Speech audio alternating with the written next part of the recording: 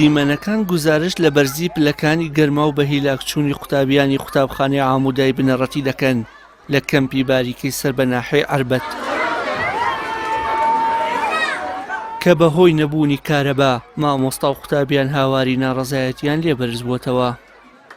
خوێندکاران ڕەتی دەکەنەوە کێشەی قوتابخانەکەیان تەنها بێکارەبایی بێت و دەڵێن هاوشێوەی نەبوونی کارەبا، پاکش نەبوونی ئاوی خواردنەوەی قوتابخانەکەیان و دروستکردنی پۆلەکانیان لە پلاستیک یاخود کابینا ڕەوشی تەندروستی ئەوانی خستۆتە مەترسیەوە.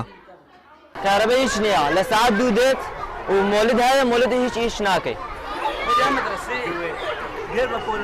بەخوا زۆر گەرمە. چەند کەس لە پۆلەکە هەیە؟ ئەمە 32 بەخوا پۆلمان 32 قڵاتیایە. داواکاریتان چییە؟ تەڵەب بکوو. دەوام کارەبا هەبێ، کارەبا و ئاو فلتەری ئاو لێرە هەبێ.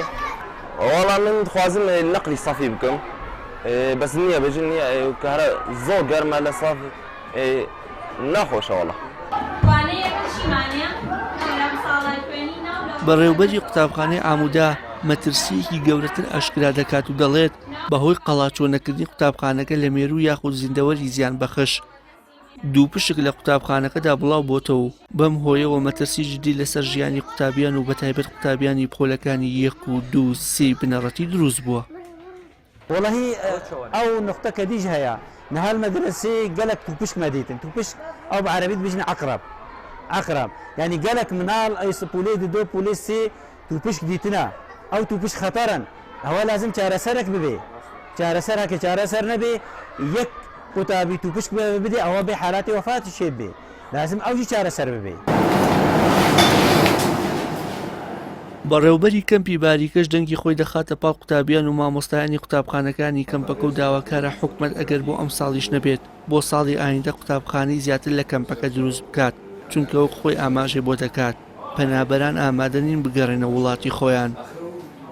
هەرچەند کێشە و کەم و کورتی هەیە نمونە زۆربوونی ژمارەی خوێندکار و کەمەی بینایکێکە لەو کێشانەی کە لەم کەمپیا بوونی هەیە هیوادارین کە لایەنە پەیدارەکان وەکو پەروەردە بیر لەو بکاتەوە بۆ ئەم ساڵیش نەوە بۆ ساڵی داهاتوو بێت بینای نوێ دروستکە یان ژمارەی پۆلەکان زیاد بکات لەبەرەوەی لە پۆلێکی خوێندندا ژمارەی خوێندکار کەم بێتەوە تاوەکو خوێندکار بە ئاسانی و بە شێوازێکی نۆرماڵ بتوانێت خوێندن بەردەوام بێت.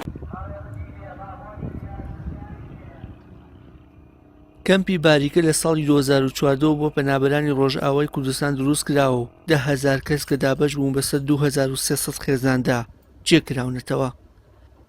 کەمپەکە 3 قوتابخانەی بەناوەکانی ئامودا و دێرک و بەرخودانی ئامادەی لەخۆ گرتووە 2700 قوتابی تێیدا وانە دەخوێن. وشار محەممەد کەناڵی ئاسمانی پەیام کەمپی پەنابەرانی باریکە ناحەیە عەربەت.